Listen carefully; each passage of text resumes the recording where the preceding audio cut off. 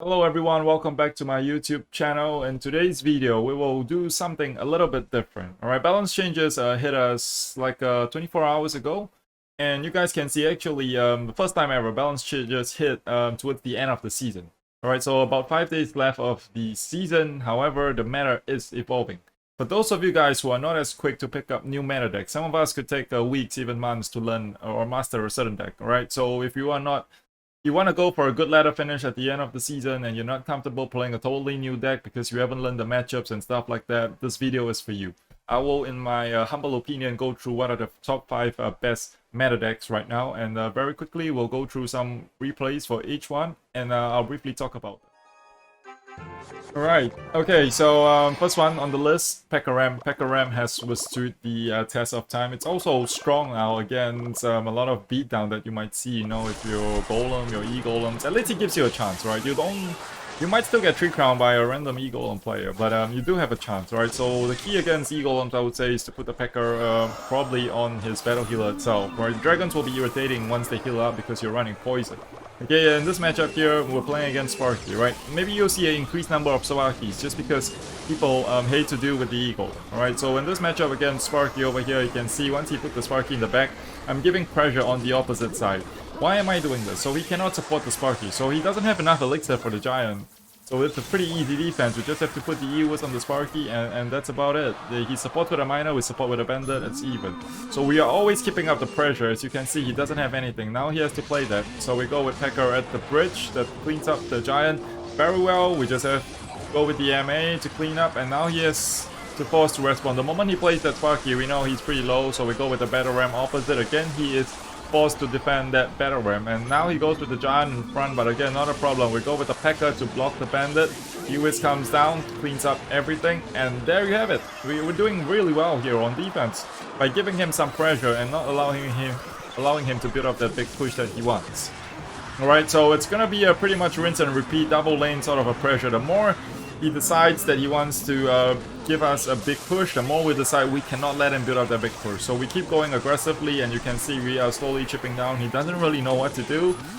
We're looking also for a Magic Archer chip, but at this point we can see it's not necessary. Alright, so first pick is Pekka because it has withstood the test of time and will probably still be relevant next season. The next one that I would recommend is Lockbait. Make a slight change here with the Valkyrie. The Knight is still pretty useful, but why I'm changing it for the Valkyrie here is just because you can see that E-Golems are pretty prevalent right now.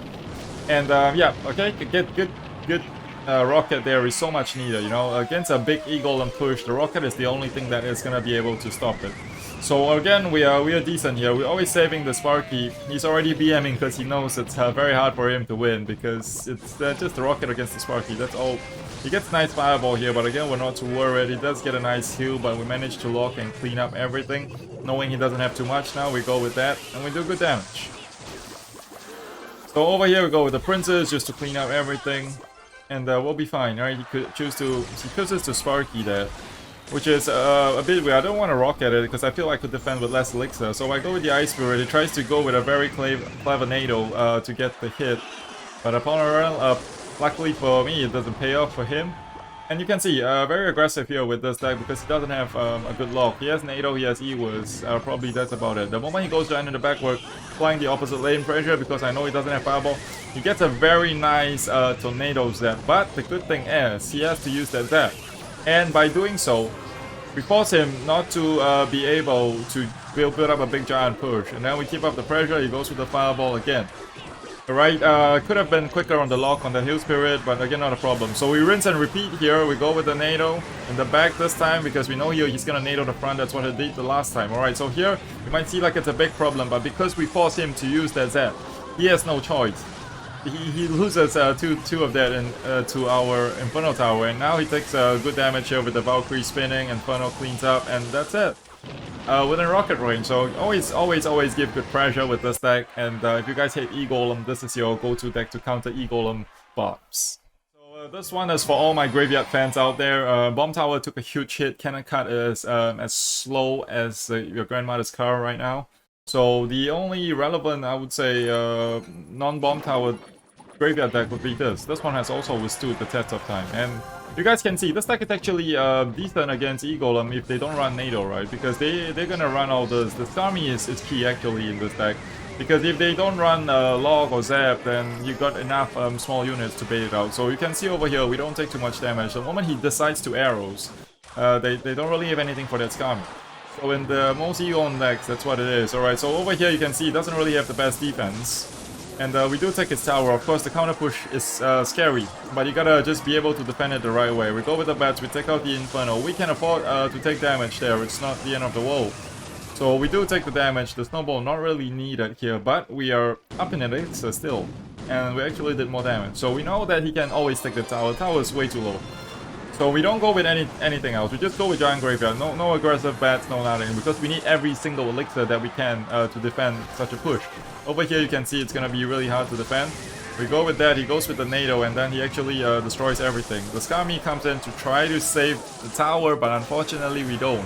But it's fine, we took 2 towers, right? We just gotta make sure we don't get 3 crown here. So again we go with the Skami. The Skami is gonna be NATO'd away, that's okay. We don't lose the tower yet. He goes with that, we keep up the pressure here. We give him the tower, no worries. And then he has nothing left because he went everything all in. You can see Skami is really good in cleaning up the Eagle. Alright, so if you guys need a graveyard deck, this is my go-to deck. I'll see you guys in the next replay. Okay, Lava Hound, alright, many different variations of Lava Hound, but the one I would recommend for all you old school guys would be something with Fireball Zap, just because if you are meeting against E-Golem, it's not easy to deal with them with just arrows and Zap because of the battle heal. So this is my go-to deck. You can see over here we go Balloon and Fireball on that, and we take care of his Sparky as well by going early with the dragons. He goes with that. That's pretty fine. We just go with this. We go with the Tombstone because we're expecting a Fireball from him, so we don't really go with the bombs.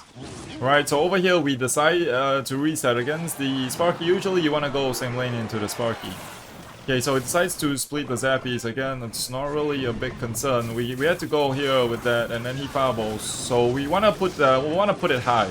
We want to put the bobs high because he's gonna fireball anyway. No point to give him fireball value on the bobs and the tower. So over here we do lose our tower, but we bring his tower pretty close now. One bat survives, so unfortunately we need to play the Mega Minion on that. And we go Lava in the pocket to protect the Mega Minion, fireball on those Zappies. And we're looking good. We're doing more damage to his second tower.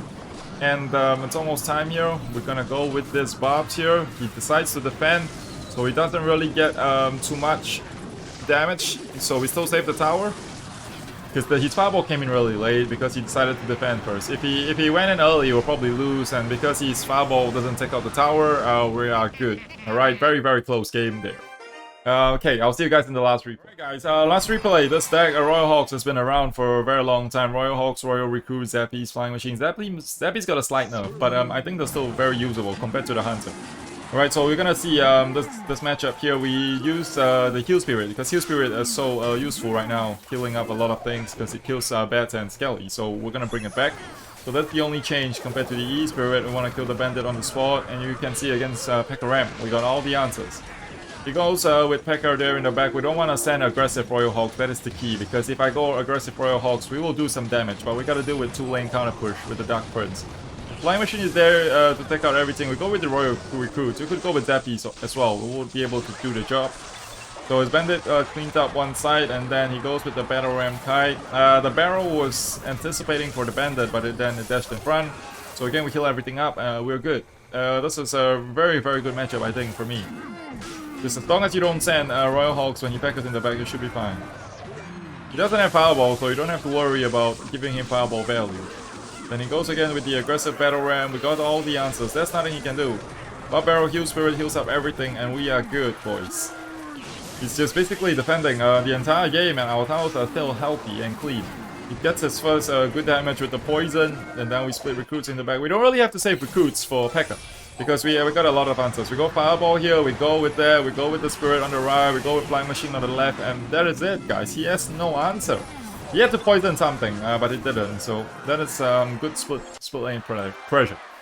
Alright, so this is the top 5 old meta decks or current meta decks for majority of the last 2-3 months. So I would recommend, if you guys are not well adjusted to the new meta, stick with this deck and go for your best finish in this last 5 days. Thank you guys for watching this video, and most importantly, do not forget to like and subscribe to my channel. Alright, I will see you guys in the next video. Peace out, guys.